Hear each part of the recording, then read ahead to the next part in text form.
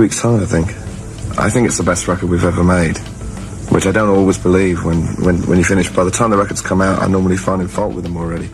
What if everything you believed about pop music's golden girl was a lie?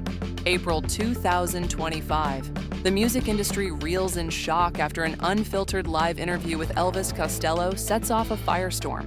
In minutes, decades of carefully preserved silence are shattered. With icy precision, Costello unveils a long-buried, deeply personal feud with none other than Agnetha Faltskog, the beloved voice of ABBA, the face of pop perfection. But what he says doesn't just tarnish her legacy. It exposes a darkness behind the spotlight few dared to imagine.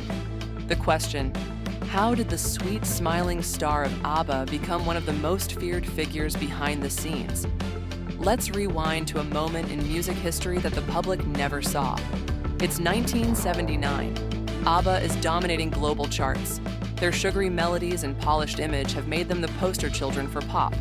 Meanwhile, a very different sound is crashing into the mainstream. Punk. Angry, rebellious, unpolished. At the center of it all is Elvis Costello, sharp-tongued and unfiltered, shaking the establishment with every lyric. One evening in London, their worlds collide. At a glittering, smoke-filled industry party filled with rock legends, record execs, and champagne-fueled ambition, Agnetha and Costello come face to face. What starts as icy politeness quickly spirals. Costello, never one to hold back, delivers a cutting line that slices through the room. "You're not a singer, you're a product, a puppet in a pop machine." Gasps, silence, then fury. Agnetha's reaction is immediate and volcanic. Her smile disappears, her voice rises. Witnesses say the temperature in the room dropped. Whatever she said back is lost to history, but the impact was unforgettable. She stormed out. Costello stayed behind. From that moment, they never spoke again. But what could have ended as a forgotten clash became something darker, something that haunted both stars for decades. Years later, Costello finally opens up. What truly unsettled him wasn't the argument. It was the pain he saw behind Agnetha's eyes.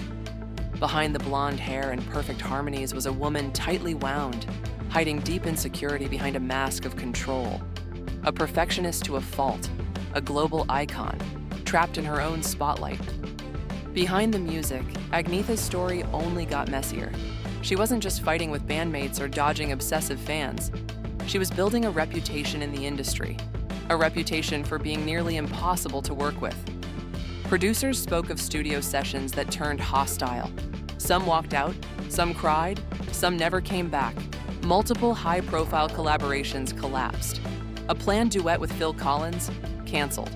Not over schedules, over creative control.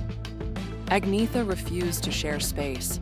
Many saw this as artistic integrity. Others, they used words like arrogant, cold, unstable. In Sweden's tightly knit music scene, the whispers grew louder. She was paranoid, erratic, even cruel. And then came 2004. After a decade of silence, Agnetha re-emerged with My Coloring Book. The anticipation was massive. A comeback tour was announced, interviews lined up, fans were ecstatic. But then, nothing. She vanished, canceled everything, disappeared once more without explanation, leaving confusion, disappointment, and a million unanswered questions. So what really happened behind the closed doors of ABBA's world? Was she a misunderstood genius crushed by pressure, or a controlling figure whose demons destroyed everything in her path? One thing is clear. This isn't just a story about music. It's a story about fame, fear, and a legacy unraveling in real time. And trust me, we're only getting started. If you're as fascinated by the truth beneath pop's glittering surface as we are, hit that subscribe button and tap the bell icon so you don't miss what comes next. The deeper we go, the darker it gets. And you won't want to be the last to know.